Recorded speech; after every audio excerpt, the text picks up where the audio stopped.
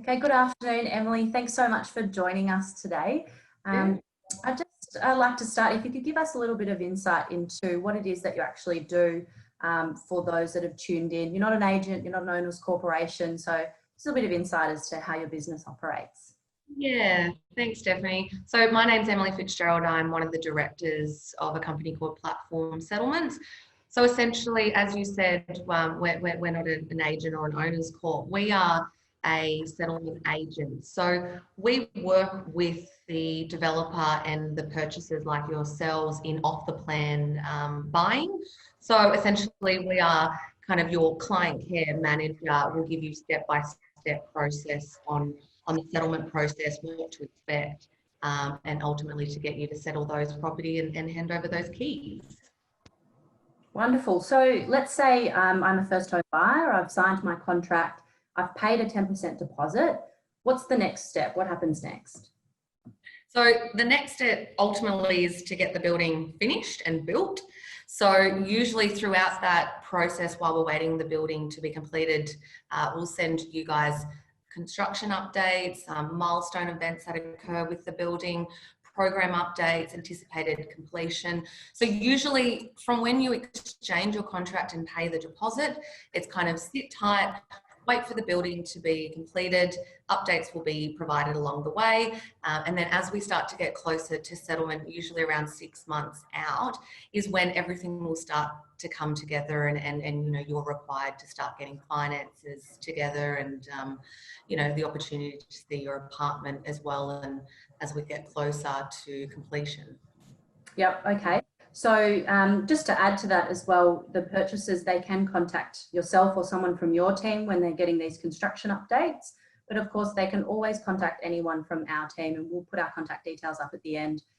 If you have any questions at all, it might be that you've lost a copy of your contract or you're after a trust receipt. You might want to double check what colour scheme you selected. So any of those questions, myself or someone from my team or someone from Emily's team can assist you as well. Yeah, that's it. It's providing that point of contact. So any questions you've got relating to your apartment in terms of, you know, the color scheme that you've selected, if you can't remember it, or, you know, the finish boards, you know, even down to questions like, you know, what is my ceiling height? You know, I can't remember if I have air conditioning in my bedroom.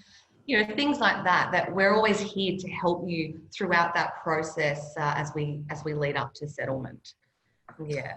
Perfect. So let's talk about the big settlement process. This is the part that a lot of people find quite, you know, confronting and can be very overwhelming. I know for myself, when I purchased off the plan, there was a lot of moving parts. So are you able to give us a bit of a step-by-step as to what happens at settlement? Yes, certainly. So yeah, the fun part starts to begin usually around 6 months out from settlement.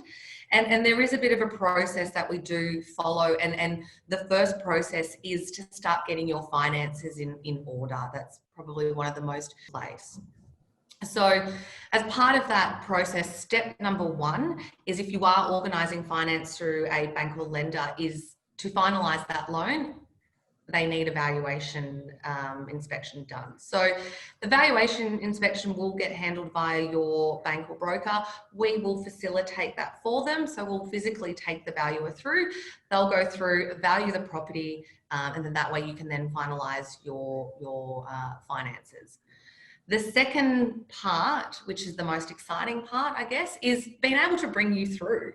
Come and have a look at the apartment that you've been waiting to build, waiting to be built for the last couple of years. So that is your pre-settlement inspection that you are entitled to do. Now, at that inspection, this is your opportunity to have a look at the apartment. Really important.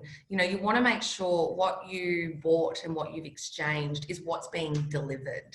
You know, check your floor plan, make sure there's no variation differences between layouts and things like that. The color scheme selection, make sure that that's been built as well. I mean, we're all human, so sometimes mistakes do happen, but obviously they can be picked up early and rectified before settlement. So another component to it is defects. You know, minor imperfections on the apartments. And I'm not going to say to you that every apartment's defect free, because that's certainly not the case. You know, for an apartment build, there are various different trades and contractors going in. So there are always going to be those little things, the attention to detail that will get slipped.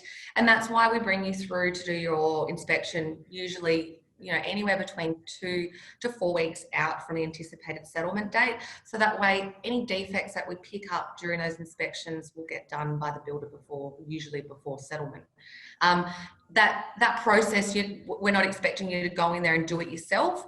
We're there with you, and we'll help identify any of those defects. So I guess you're probably, some may be asking themselves, what's a defect, or what is and what's not. So as an example, or a few examples, you know, that there might be a toilet roll holder that's missing in the bathroom. So that's a defect. It hasn't been installed. The toilet roll holder is loose. Again, that's another defect that we can note down. Even down to the little things with, you know, grouting missing around tiles. Again, that's a defect. Minor, very easy to fix. You know, other things can be like door stoppers. You know, a very common thing. You open a door, it swings and hits the adjoining wall, so it needs a door stopper. Little things like that. So at that inspection, you know, usually only get one pre-settlement inspection, and that's your opportunity to, you know, to spend some time and have a look at the apartment, make sure you're comfortable with it. You know, do the measurements that you want to do if you're ordering new furniture and things like that. Take a tape measure. You know, some places they come with blinds and window coverings. Sometimes they don't. So yeah, it can be an overwhelming experience as well. But rest assured, you know, your agent, your sales team, and us are here with you to handhold and take you through that process. Okay, great. Yep. And then what's that final step? So the final step is settlement day. So taking a step back, you know, different to buying something that's existing. You know, you exchange the contract, you have your settlement date when you exchange, you know when you're going to settle. With off the plan, it's a little bit different, and it's always a moving part. So it's really important to understand that we cannot give you an exact settlement date. We can only give you an estimated timing based on the program. And as I said, there's a lot of moving parts. So in a nutshell, there are two aspects to be able to settle the apartment with you.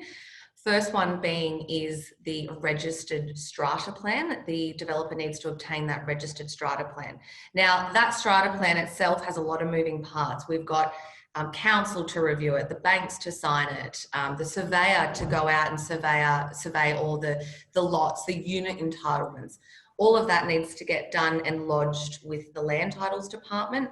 That enables once that is registered, that creates your lot and folio identifier number to enable to settle.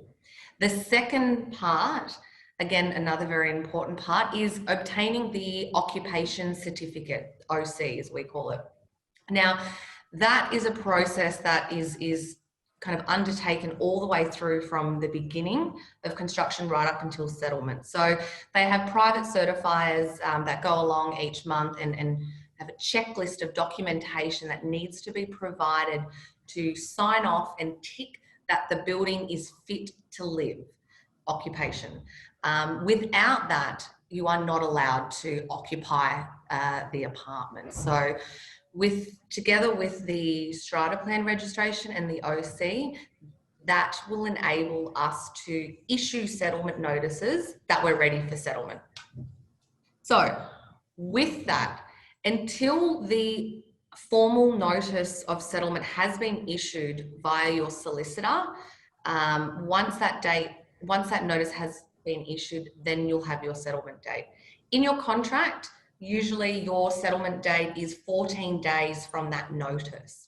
So leading up until that time, we're kind of we've got a program and an estimated time of when that notice is going out due to all the moving parts in the program. And as soon as the OC, they have obtained the OC and registered strata, notifications will go out by your solicitor.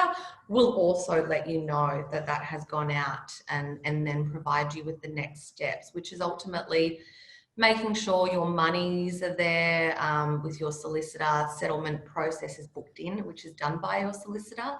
And then obviously on settlement day, they will do the settlement process, transfer the ownership over into your name. And then when that's done, you can come to us and get your keys and then you can move in. Wonderful. So let's say you've moved in. Who's your point of contact if you do still notice a couple of defects, or let's say the oven isn't working, for example? Who's your first point of contact once you've moved in? Sure. So usually when we hand over the keys, and you will receive a welcome pack, and that welcome pack will detail all the information that you need once you have moved in and any post-settlement requirements. So for example, defects that you discover once you've moved in during your defect liability period, which is usually 3 months, there will be a contact that you can report those defects through. That is usually your building manager. So for every building, you'll have your strata managers and then an independent building manager. Now, smaller scale apartments usually won't have a building manager, and those roles and responsibilities will fall back on the strata. Again, if you're unsure, then just give your settlement team, give us a call, and we can guide you in the right direction. So, just now, because now that you've settled, there's still always a point of call to get in contact with someone if you're unsure. Sometimes it's easier to just pick up the phone and ask the question. So, but in short, yes, your building manager usually looks after those defects. And one of the common questions that seems to come up is, it seems like an obvious question, but what happens with the utilities? Who sets that up? Whose responsibility is that? So for the utilities, first one is with council and water. You don't need to do anything with the transfer of ownership because that's done at the time of settlement with your solicitor. So you don't have to worry about that. That automatically gets done with land titles. So in terms of connecting the utilities for electricity, gas, phone, internet, that is all your responsibility.